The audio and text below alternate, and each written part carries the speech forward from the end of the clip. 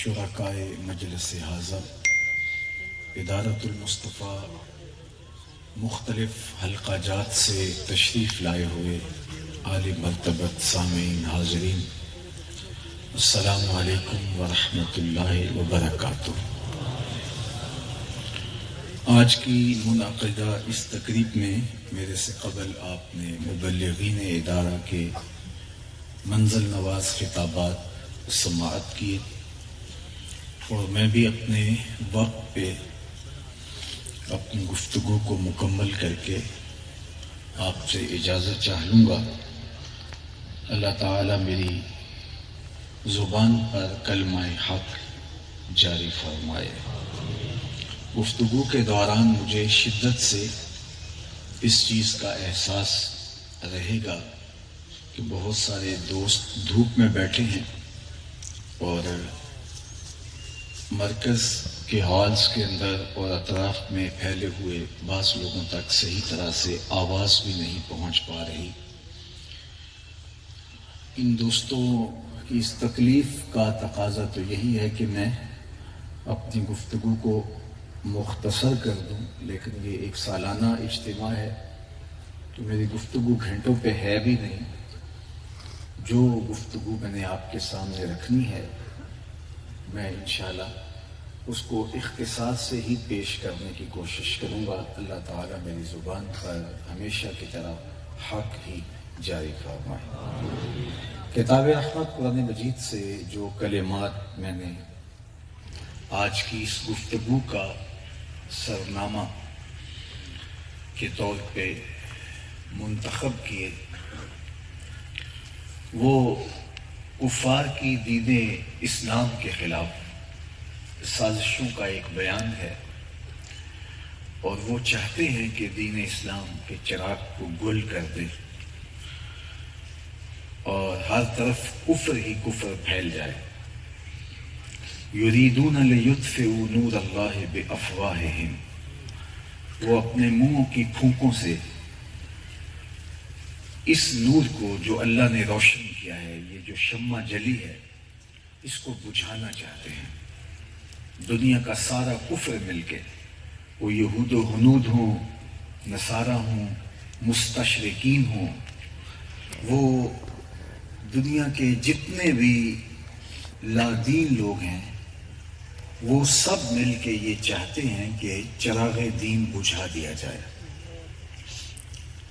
اپنے تمام تر میسر وسائل کو اس کام کے لیے صرف کر دیتے ہیں، مالی وسائل ہوں، عسکری وسائل ہوں، صلاحیتوں کے اعتبار سے ان کو جو صلاحیتیں دی گئی ہیں، وسائل دیے گئے ہیں، افرادی قوت ہو، ہر ذریعے سے وہ اس چراغ کو بجھا دینا چاہتے ہیں۔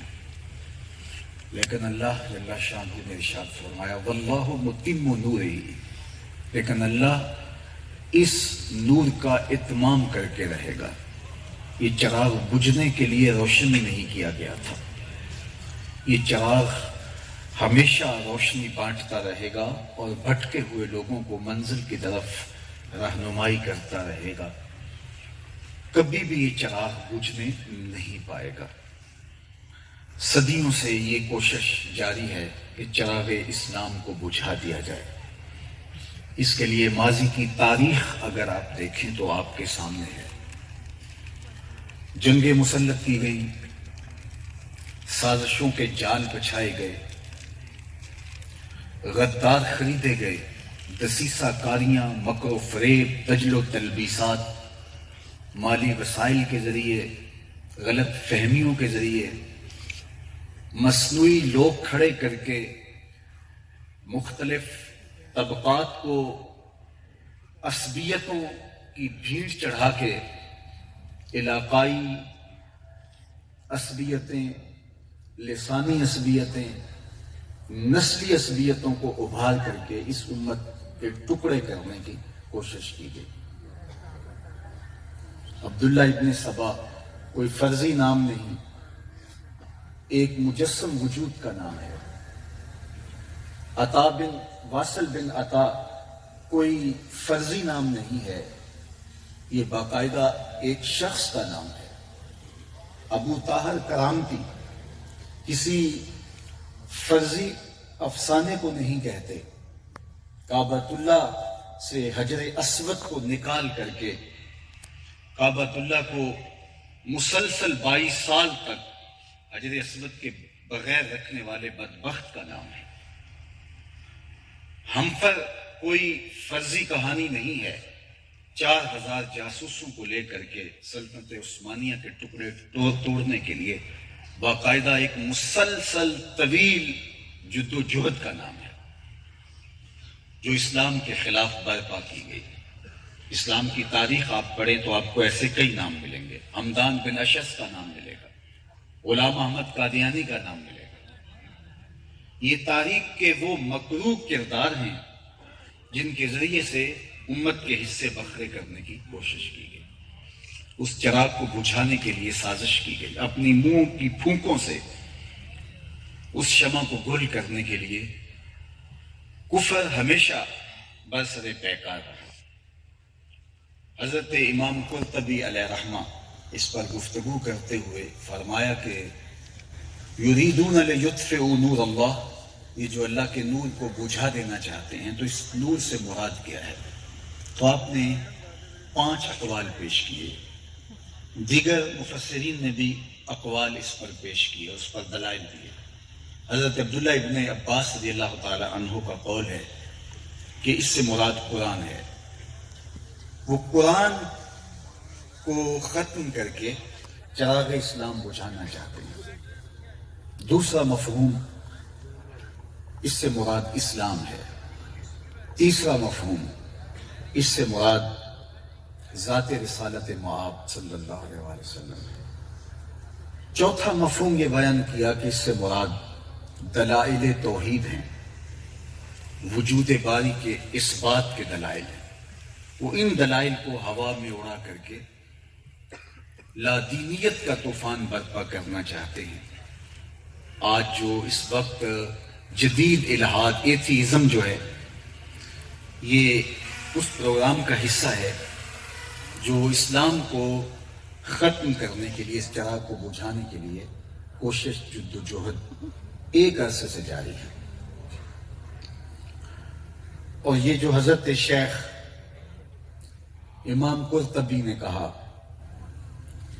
آپ ان ابلیسی سازشوں کو دیکھ لیجئے جو وقتاً فوقتاً لوگوں کے سامنے آئی، تو جو مرکزی چیزیں ہیں جن کو ختم کر کے اسلام کو نقصان پہنچانے کی سازش کی گئی، وہ قرآن ہے، وہ جہاد ہے، حج ہے، محبت رسول صلی اللہ علیہ وآلہ وسلم ہے، خلافت ہے، اور ہمارا جوہر حیا ہے۔